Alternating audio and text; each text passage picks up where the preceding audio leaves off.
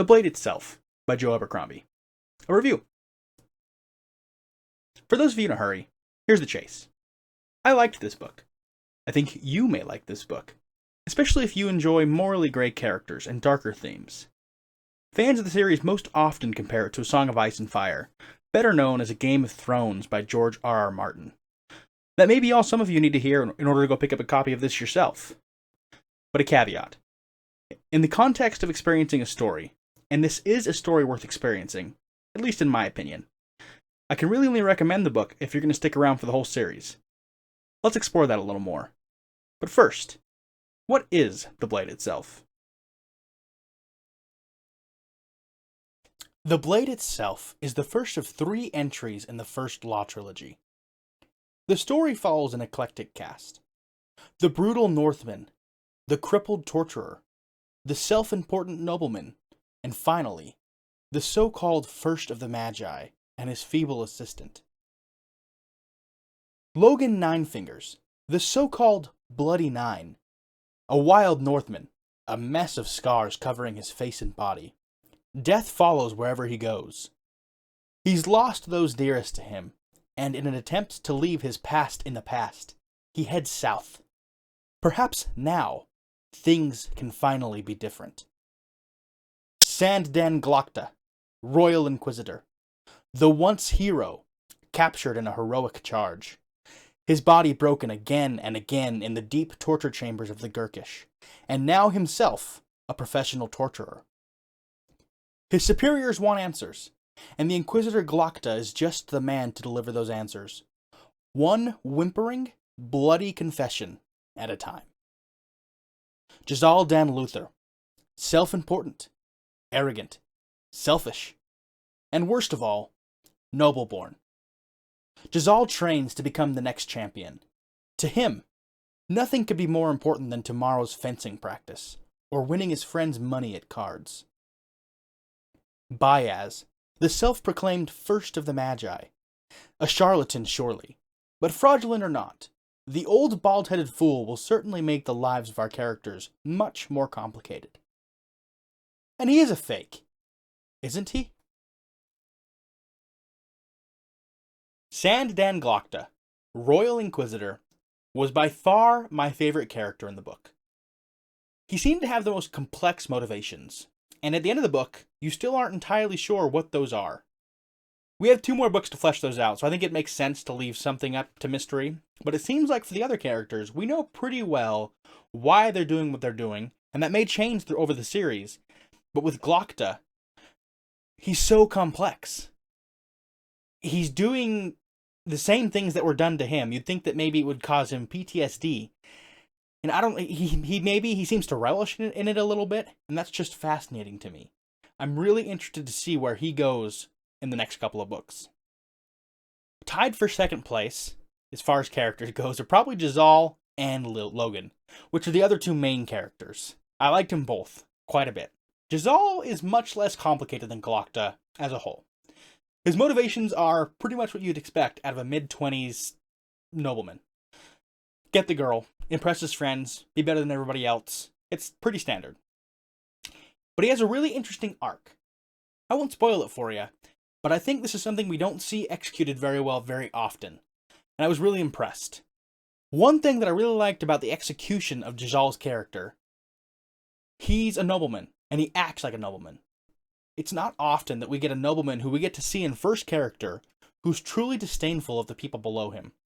He talks about the lower class with disdain. He talks about his peers, people who are even higher than him. If they don't have noble blood, he talks about them with disdain. He talks about how he has noble blood, therefore he must be the better choice to be, the major or the colonel, as opposed to his friend, Major West, who's 1 step above him. Why wasn't he major? Major West isn't even noble-born. I just really liked that flavor of Luther's character. It was pretty awesome. Next we have Logen, the Bloody Ninefingers. He's called Ninefingers because, well, he has 9 fingers. He lost one in a battle at some point. You'll get to experience that if you read the book. Logen is a really nuanced version of the classic barbarian. He isn't just a cardboard cutout who can swing a heavy axe like it's a plaything. It's not that he can't do that. It's just that he also has complex motivations, complex emotions. He has wants and needs, and he is a very well realized character overall. And I think that's awesome, and I'd like to see more of it, especially from the barbarians or the brutes that we see in the future. Then we have Bayaz, the first of the Magi, and his apprentice, Quai. They aren't really main characters, but they certainly play a big part in the story. At the end of the book, we know what he's doing, but we don't know why. What we do know is it's probably going to mess with our main characters. Finally, we have Colonel West. He wasn't on the list of main characters because he's not a main character. However, I think he was interesting and complex enough that he warrants a spot on this list. Colonel West is the everyman's man. He's a little more blue-collar, and his motivations reflect that, and I think that makes it special for me. The other characters, especially Jezal, he's too noble. His hands are too clean. Logen is too rough. I mean, I'm not a barbarian. I've never killed anybody. And Glokta, he's really interesting to read about, but he's too crippled to really relate to. Whereas you have West, who's lived a normal life. He's come far, especially considering that he has no noble birth. I think that makes him a fascinating character. Between him and Glokta, I would read this book just for them. Concerning the actual book content, I found Joe Abercrombie's prose to be a little jarring. If you read the book, you'll likely find yourself loving or hating the prose.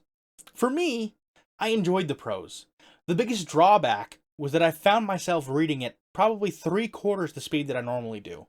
It's akin to Lord of the Rings, where you have to reread passages over and over again because you just don't quite get what he's trying to say because he's using different words in different orders than you're used to seeing. It's not bad, it's just different.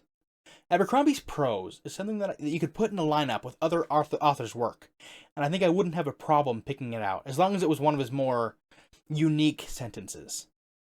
As an example of his prose, I thought I would include a few excerpts. I tried to select from different characters to showcase the separate and distinct voices that Abercrombie uses. I did cheat a little bit. One of the excerpts is not from the Blade itself, but rather from another entry in the First Law trilogy. But it's all Joe Abercrombie. Has it ever occurred to you, Master Ninefingers, that a sword is different from other weapons? Axes and maces and so forth are lethal enough, but they hang on the belt like dumb brutes. But a sword has a voice. Sheathed, it has little to say, to be sure. But you need only put your hand on the hilt and it begins to whisper in your enemy's ear. A gentle word, a word of caution. Do you hear it? Now compare it to the sword half drawn. It speaks louder, does it not? It hisses a dire threat. It makes a deadly promise. Do you hear it?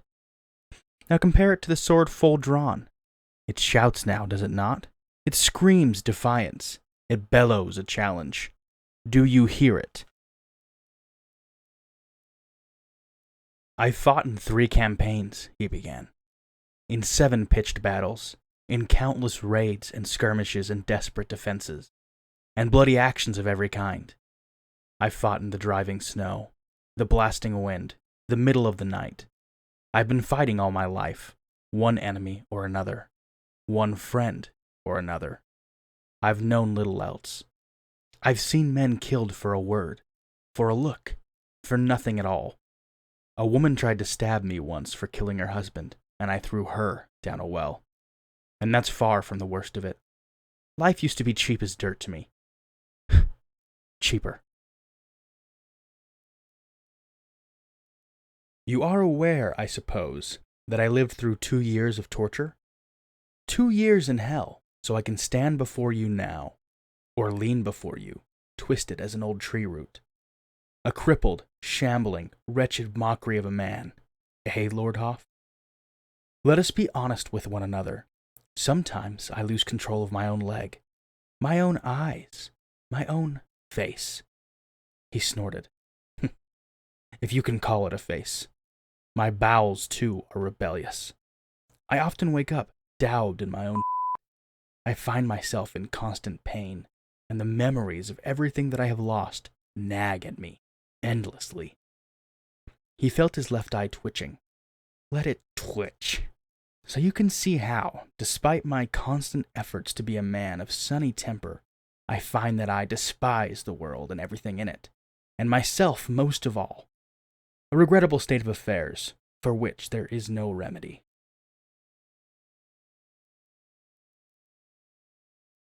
So I think you can pretty clearly see with each excerpt, we're experiencing a new character. This is one of the things that Abercrombie does so well. You're able to clearly tell who you're spending the chapter with within a few sentences.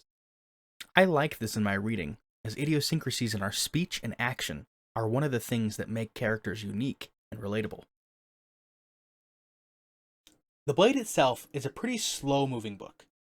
You get a whole lot of character and not a bunch of plot. That's why in the introduction, I said if you're going to really experience the story, you need to strap in for the whole series. Now, this isn't necessarily a bad thing, but when I read series, specifically trilogies, I like for the first book to be an entire book. If I don't like the book, if I'm 250 pages into a 500-page book, I like to be able to know that I'm 250 pages away from a somewhat satisfying ending. It's certainly not going to be to the level of the finale, the ending of the trilogy, but I like to experience some level of catharsis, and that really didn't happen for me at the end of the first book. Now that's okay. I've read the books. There's certainly some catharsis at the end of the series. There's a lot of catharsis even in book 2, but I really wish that there could have been a little more climax in the first book. Abercrombie also writes some of the best action scenes that I've ever read. I found myself on the edge of my seat. Abercrombie handles stakes extremely well. You're never quite sure when you're reading a fight scene if this character's going to leave unscathed, or if they'll leave at all. It's a really interesting change of pace from what I'm used to reading. I'm used to reading characters like Kaladin from The Way of Kings in the Stormlight Archive. He's someone who you just know he's going to win this fight. His whole character is based around overcoming adversity. If there's adversity thrown into him, he might run into a wall or two, but eventually he'll overcome the problem. In Abercrombie's work, you're not sure that they're going to overcome the problem. It adds an interesting level of complexity. And I know that's Grimdark in a nutshell, but I think that Abercrombie handles it really well. He's on the same level as George R.R. Martin in this. Maybe even better. With Martin's work, I feel some trepidity in going and developing a relationship with characters. I know my heart's going to be broken, it's just a matter of when. With Abercrombie, it seems like the knife comes in unseen. You're pretty sure something's going to happen, but in the meantime, there's so much character development. You care so much for these characters, you just forget about the dagger.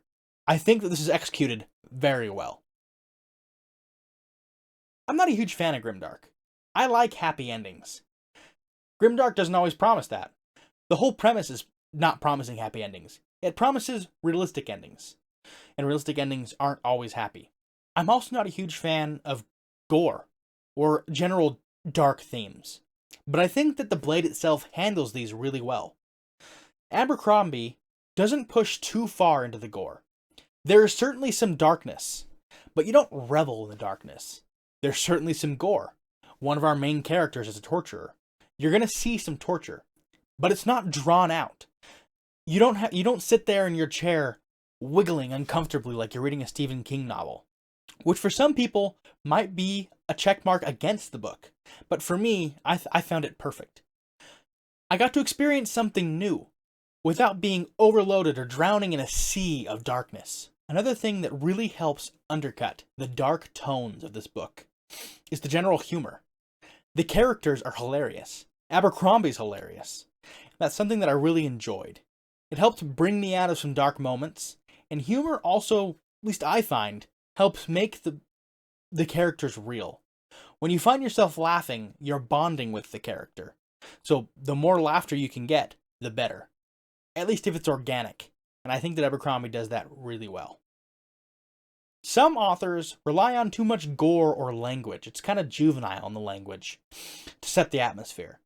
Abercrombie just lets his characters set the atmosphere.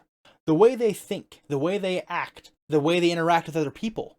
I find that a much better way to set the atmosphere, and I found myself immersed rather than reading a line of dialogue and thinking, the author put that there solely to make me feel this, and it's not working for me. You can see through it, it's transparent. And with Abercrombie, I really didn't have many of those moments. I can't think of a single one. I'm sure there must have been some, but I felt like he did a really good job of showing and not telling the grimdark. One of the biggest detriments here, at least for me, was not getting to know the setting very well. You know that in the north, it's cold. You know that in the south, it's a little warmer. We know that the city's name is Adjua, or however you pronounce it. I didn't listen to the audiobooks. But you're not quite sure what's in the city of Adjua. You know that there's a big tower. You know that there's an arena. But other than that, I didn't really get to feel the city. Maybe I'm comparing too harshly to books like Lies of Loch Lamora that handle this extremely well, where you can feel the sweat dripping off your nose and you can feel yourself being suffocated by the humidity. But that's something that I really feel like I missed with Abercrombie's work. I know some people don't like being drowned in a sea of descriptions, and Abercrombie certainly doesn't do that. You're left with a cardboard cutout behind you. You know what they're doing. You know that they're in a room. The room is wooden, maybe it's stone. But other than that, you just know what they're doing. I didn't find myself loving this. I really like to get to know where I am. I like to be able to taste the food that my characters are tasting. I like to be able to breathe the air they're breathing. I didn't find myself doing that with this book. Like I said, some people might find that is a huge pro. That didn't work out so well for me. Finally, I wanted to touch on the magic system. The magic here is pretty soft and quite sparsely used. If you're looking for something like the Wheel of Time, where the magic users of that world are using the magic to heat their tea or open and close doors, that's not this world. It's much more akin to George R.R. Martin's The Song of Ice and Fire. When there is magic, it's quite terrifying. You don't know what it's going to do or how it does it, but you do know it can be used to terrible effect, and with disastrous consequences. Now, I don't think this kind of magic is better or worse than the magic that you typically find in books like The Wheel of Time, but I do think that Abercrombie handled the magic really, really well. Like I said, when it's used, you're terrified. What are the consequences? And it's used with such restraint that it's implied that there must be great cost to using it, and I'm really looking forward to finding out what is the cost in the coming books. In conclusion, I liked the book. The character work was fantastic, some of the best that I've ever read. The plot was a little slow, but that's alright. I didn't find the darkness in this book too overwhelming, and Abercrombie does a really good job of setting it up. He shows rather than tells, with his characters' actions and interactions, and with those who aren't our main characters, the way they act with the world. He uses those things to set his atmosphere, rather than juvenile language. I think that there's some really poor ways to set up an atmosphere, and Abercrombie doesn't fall into those traps. Alrighty guys, that concludes my spoiler-free review of The Blade itself by Joe Abercrombie. If you found yourself enjoying the video, please consider hitting the like button down below, and hit subscribe while you're at it. Just make sure you hit the bell next to the subscribe button so you're notified whenever I put out a new video. Thanks for watching, everybody. My name's Brennan. Catch you folks next time. While I'm editing this, I'm noticing how uneven my hair is. This is the COVID special haircut. I did it myself. I hope you're all proud.